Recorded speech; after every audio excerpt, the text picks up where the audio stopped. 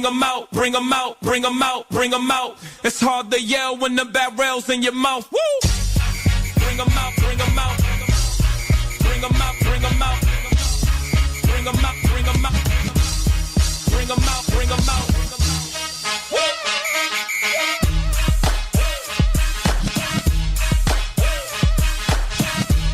Welcome into the Sports Renegades here on SportstownChicago.com. I'm Ryan Stuprich. And I'm Ryan Risky.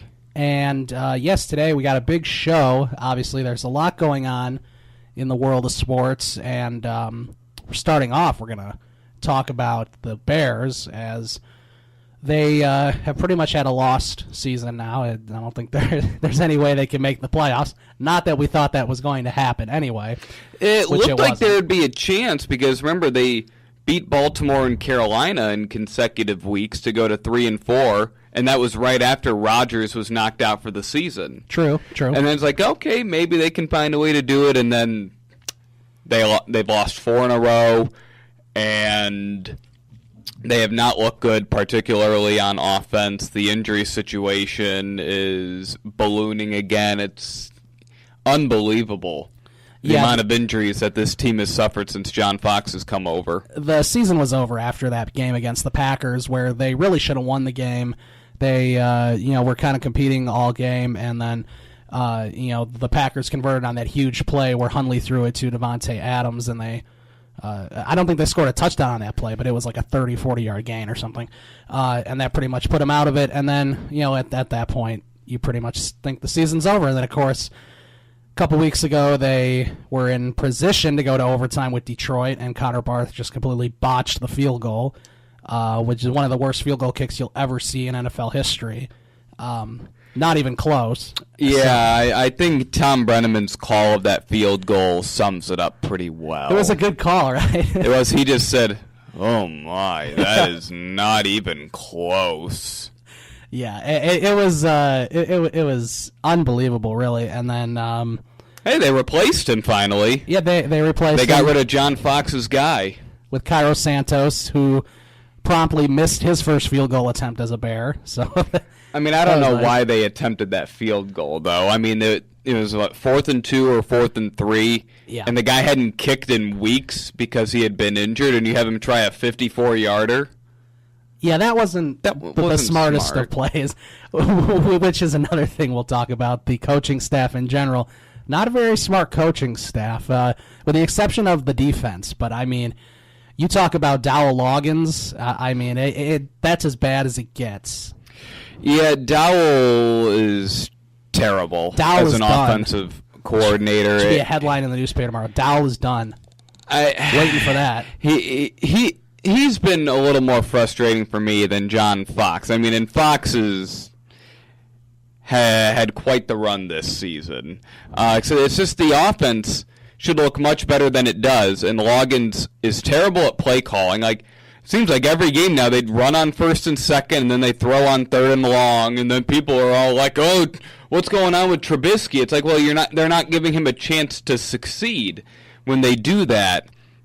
I mean, I think Jordan Howard had 6 rushing yards last week. Oh, yeah. And I think coming out of halftime, they continue to run the ball. Yeah, and then the one that really irked me was that.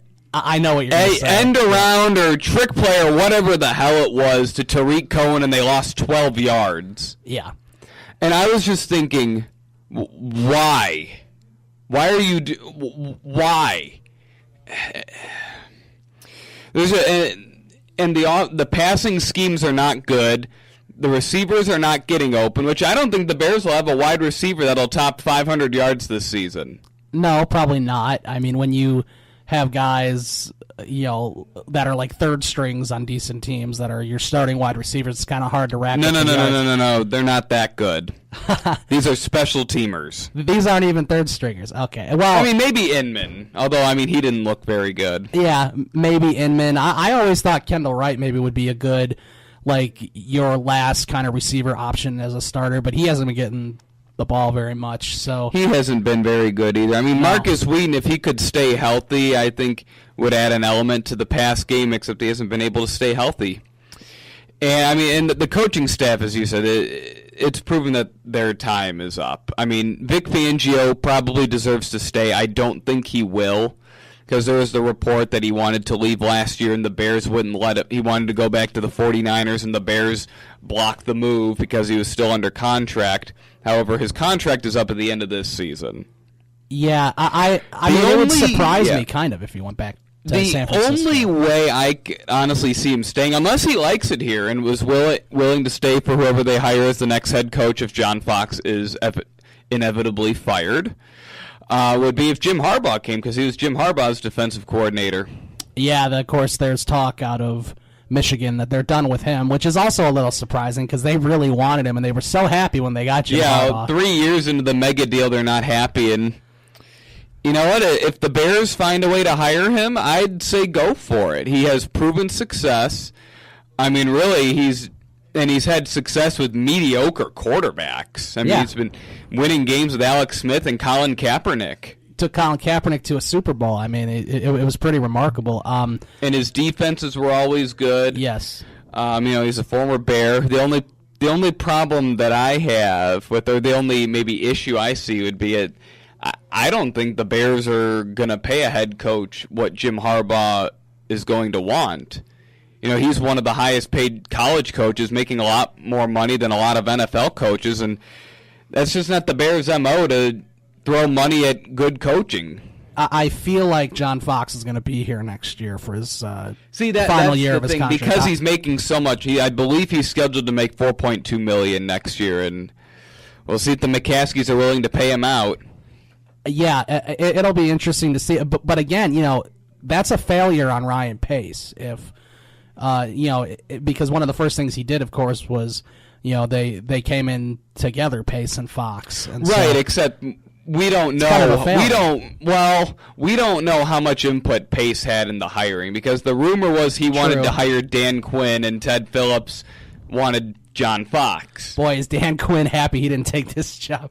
Or that he wasn't, you know, that he ended up going to Atlanta instead. Yeah, I mean, and that's the rumor. And I guess at the time, you know, they wanted somebody with a proven track record because the organization had blown up under Mark Trestman. Right. I mean, there probably weren't any worse situations. Grey Cup champion Mark Trestman. Don't even remind me. I mean, that's how we have to refer to him. There probably weren't any worse situations a coach could go into, because everything blew up. The locker room blew up. There was, you know, hammered walls. You know, not literally speaking, except like the guys were. Everyone was getting into fights. Yep. There was no leadership. You know, guys were not developing, specifically the defenders, because there was no defense going on being coached under Mark Trestman. And, you know, they brought in John Fox to try to stabilize that, try to bring the culture back up. And I guess at the time, you know, it wasn't the worst thing, you know, to get someone that had a proven track record that could help fix that. And they ended up winning 6 games his first year. Yeah. I mean, some of that had to do with the offense being really good under Adam Gase, who left after a year, and then with roughly the same personnel coming back. Dow Loggins was promoted to offensive coordinator, and then all of a sudden the offense looked terrible.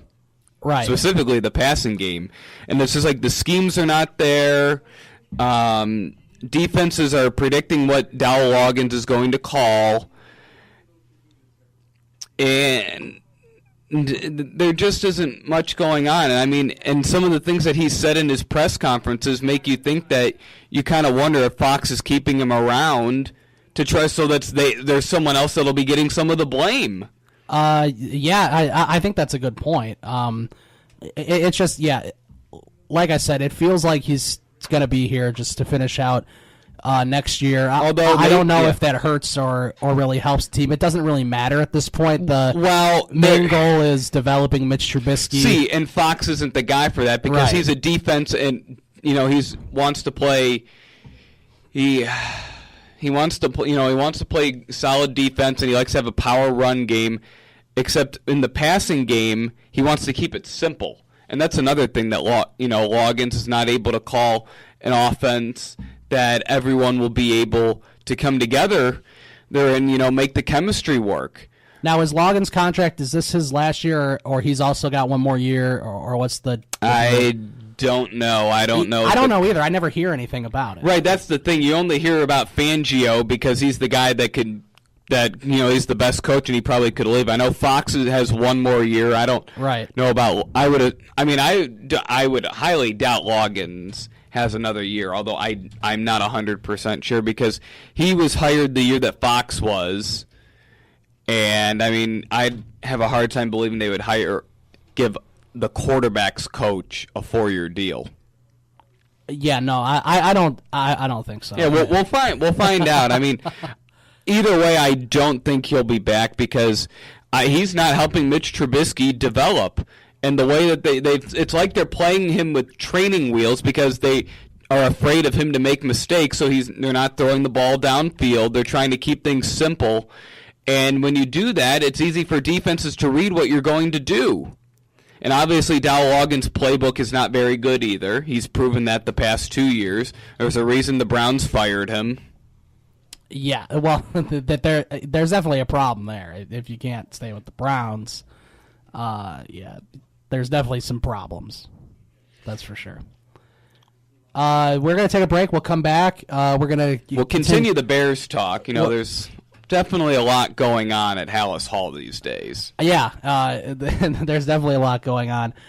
So we'll talk about that. Trey McBride was released from the team. He got into a shouting argument with a player, so we'll talk about that coming up as well. And then we'll also talk about their upcoming game versus the 49ers, a game they probably will be favored to win. That doesn't mean that they will, nor does it really matter at this point, but Jimmy Garoppolo will be starting for the 49ers, so I'm sure he'll have a lot of friends and family because I think he grew up in Illinois. I know he went to Eastern Illinois, so we'll talk about all that coming up. Sports Renegades, SportsTownChicago.com.